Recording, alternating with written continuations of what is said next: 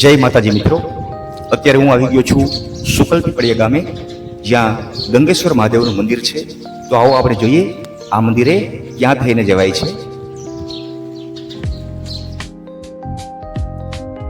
રાજકોટથી અમદાવાદ જતા સાત હનુમાનથી આગળ સોખડાના પાટિયાથી ડાબી બાજુ વળીએ જાય એટલે સોખડાનો રસ્તો આવે છે. આ સોખડાનું બોર્ડ છે અહીંયા.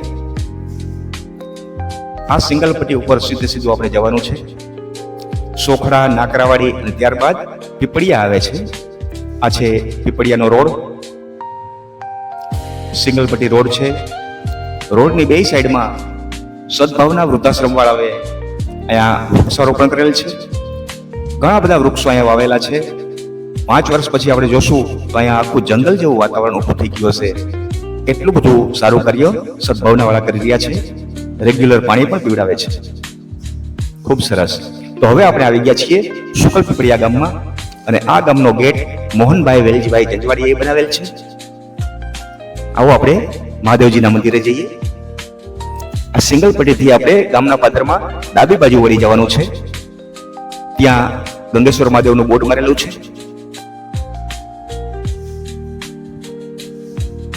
ગંગેશ્વર મહાદેવ મંદિર જવાનો રસ્તો અહીંથી કાચા રસ્તે માત્ર 200 થી 300 મીટરના અંતરે આ મંદિર આવેલ છે. સામે મંદિર આપણને દેખાઈ રહ્યું છે. આ છે ગંગેશ્વર મહાદેવ આશ્રમ. ઘટાટો વૃક્ષો છવાઈ ગયા છે અહીંયા. આ મુખ્ય ગેટ છે. મંદિરમાં અંદર જવાનો ગેટ બીજો છે. અને આ મંદિરની બાજુમાં જ ગામ લોકો અને મંદિર દ્વારા એક સરસ મજાનો ચબૂતરો બનાવવામાં આવેલ છે. અને આ ચબૂતરા ઉપર રોજે રોજ સવારમાં પારેવાઓને ચણ નાખવામાં આવે છે. અને પારેવાઓ હોંશે હોંશે આવી અને આ ચણ ચણી જાય છે.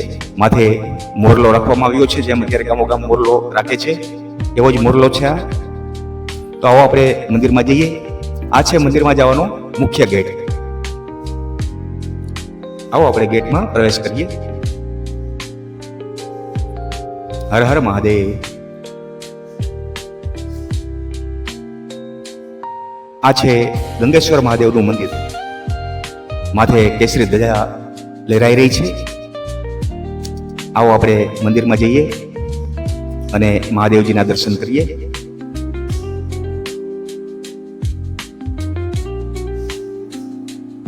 બોલીએ ગંગેશ્વર મહાદેવની જય. ઓમ નમઃ શિવાય, ઓમ નમઃ શિવાય, ઓમ નમઃ શિવાય. ગંગેશ્વર મહાદેવની માથે ત્રાંબાનો ફણીધર નાગ છે. ત્રાંબાની જડાધરી છે. ભગવાન ભોળિયાનાથ આસન જમાવીને બેઠા છે. અહીંયા મહાદેવજી, પાર્વતીજી અને ગણેશજીની અહીંયા તસવીર છે. માતાજી અહીંયા બેઠા છે. ખૂબ જ સરસ મંદિર છે આ. જ્યારે 1985 સાલમાં આ જગ્યાએ મંદિર કે કાંઈ નહોતું, ખાલી માત્ર એક ટેકરો હતો. અને ટેકરા ઉપર ગોવાળીઓએ ગાયો ચારતા ચારતા એક પાણીનો વીડો ગાળ્યો. તો 2 ફૂટ ગાળ્યું ત્યાં તો એમાં પાણીની ધારા છૂટી હતી. અને ત્યારબાદ ગ્રામજનોએ અહીંયા ગંગા માતાજીનું સ્થાપન કરેલ છે. અને આ જો મહાદેવજીના મંદિરમાં રામચંદ્રદાસ બાપુ પૂર્વ પૂજારી છે. અહીંના ખૂબ સેવા કરેલી. અહીંયા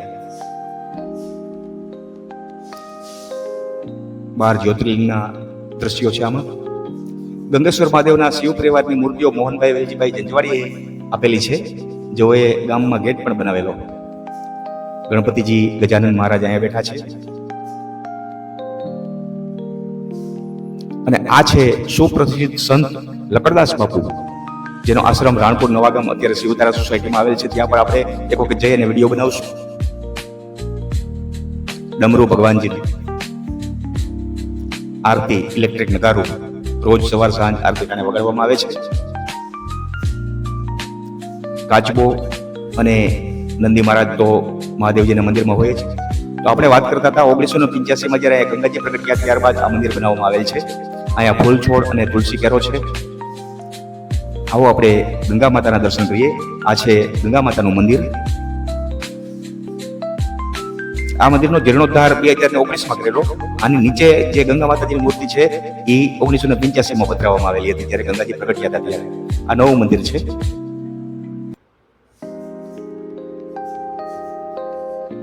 અને આ છે જ્યાં ગંગાજી પ્રગટ્યા હતા એ કુંડનું પાણી અત્યારે લીલાશ પડતું થઈ ગયું છે, બંધિયાસ પાણી છે આ. અને આ કુંડમાં જે મુખ્ય ગંગાજીની ધારા છે એ આવે છે, એ કુંડમાં 2 થી 3 ડોલ તો પાણી ભરેલું રહે જ છે, ગમે ઉનાળો હોય. અહીંયા ગંગાજી પ્રગટ થયા હતા. આવો આપણે આ ઢાંકણું ખોલી અને જોઈએ. અંદર ખોટો કચરો ન જાય એટલે ઢાંકણું બંધ રાખવામાં આવે છે. જો હજી અંદર પાણી ભરેલું છે, 2 થી 3 ડોલ જેટલું પાણી છે. એટલું પાણી ઉલીચી લઈએ એટલું પાણી પાછું જમા થઈ જાય. હર હર મહાદેવ, હર હર ગંગે. આ છે ગોરધનભાઈ, અહીંના સેવક છે, અહીંયા સેવા પૂજા કરે છે. અને આ ગંગેશ્વર આશ્રમમાં દર શનિવારે ધૂન ભજન થાય છે. અને ગંગા દશેરા હોય ત્યારે આખા ગામના બાળકોને અહીંયા ભોજન કરાવવામાં આવે છે. ગૌ માતા ગંગેશ્વર 1985માં અહીંયા પ્રગટ થયા હતા. અને એની તિથિ હોય ત્યારે આખા ગામને અહીંયા ધોવાણા જમાડવામાં આવે છે. અને ઘણી વખત અહીંયા સપ્તાહનું પણ આયોજન કરવામાં આવે છે. આ છે પીપળો અને તુલસીમાં. અહીંયા ભાદરવા મહિનામાં બહેનો પીપળાને પાણી ચડાવવા આવે છે, પીપળાની પ્રદક્ષિણા કરે છે. પીપળો એ પવિત્ર વૃક્ષ છે. આ આશ્રમમાં ઘણા બધા વૃક્ષો છે. અને આ છે ધીરુભાઈ, આ આશ્રમના સેવક છે, ગોરધનભાઈને સેવા પૂજામાં મદદ કરતા હોય છે. આ છે અનિલભાઈ સોલંકી, ગોરધનભાઈ અને દીનુ મહારાજ ગામના પૂજારી છે, જેઓ એક સારા એવા યુટ્યુબર છે અને ભૂરા કાકા કોમેડિયન નામની એની ચેનલ છે.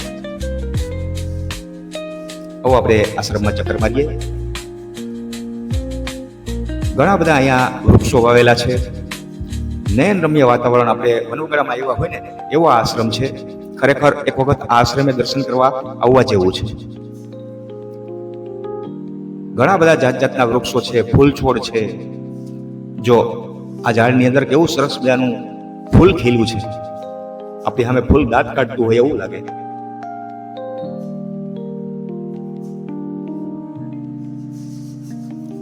આજુબાજુમાં ખેતર છે ગ્રામવાસીઓના.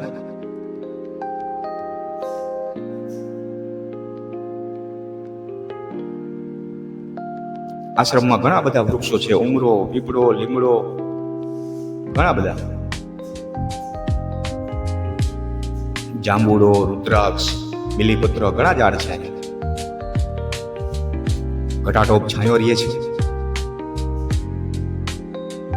અને આ ખિસકોલી જુઓ, કોઈ પણ જાતનો ડર રાખ્યા વગર આરામથી આનંદ કિલોલ કરી રહી છે.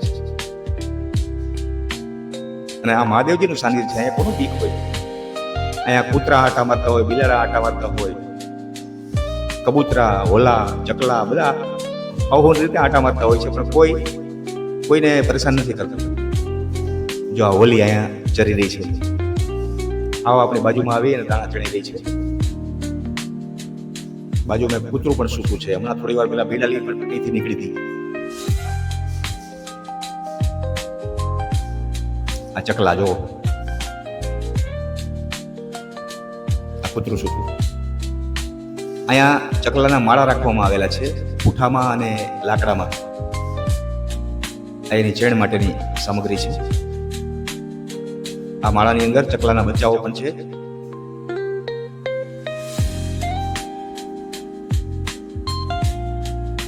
પંખીનો કલસોર અહીંયા સંભળાઈ રહ્યો છે, પણ અવાજ મેં મ્યુટ રાખેલ છે. પીપળનું ઝાડ,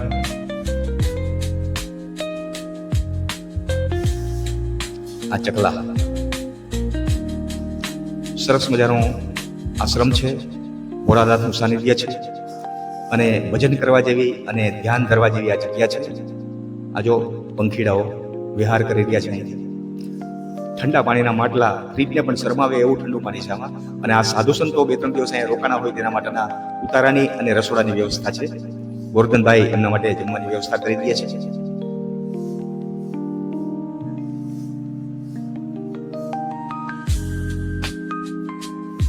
વાહ, જંગલમાં મંગલ. સરસ મજાની જગ્યા એટલે ગંગેશ્વર મહાદેવ. મંદિરની પાછળ આ સરસ મજાનો બગીચો છે. એમાં કેળ, પપૈયું, દાડમ, રુદ્રાક્ષ, બીલીપત્ર, પારિજાત, જાંબુડો, નાળિયેરી એવા ઘણા બધા વૃક્ષો છે. આમાં બગીચો છે. અને નાળિયેરીના ઝાડ તો ખૂબ ઊંચા થાય છે.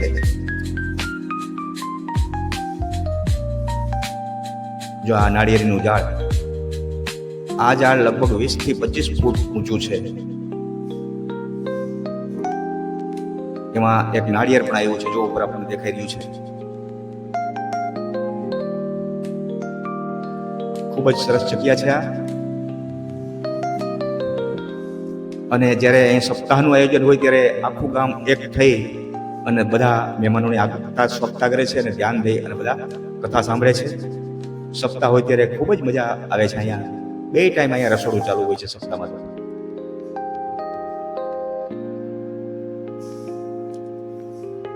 પંખીડા જો ઝાડ ઉપર બેસી ગયા છે.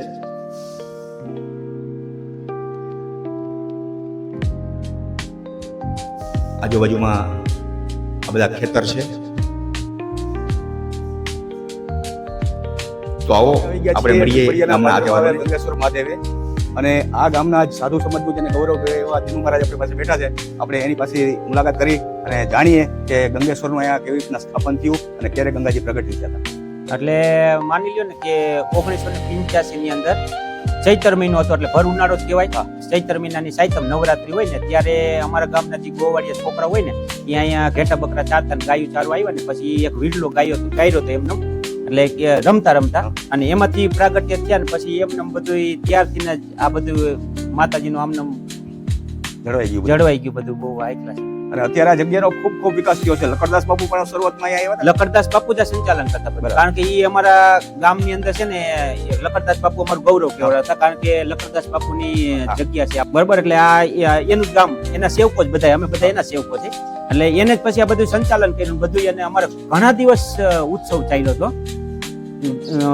ગામથી માણસો અહીં કણે જાત્રા નિમિત્તે આવતા, જાત્રા વસ્તુ ભરીને આવતા ગંગાજી માના દર્શન કરવા.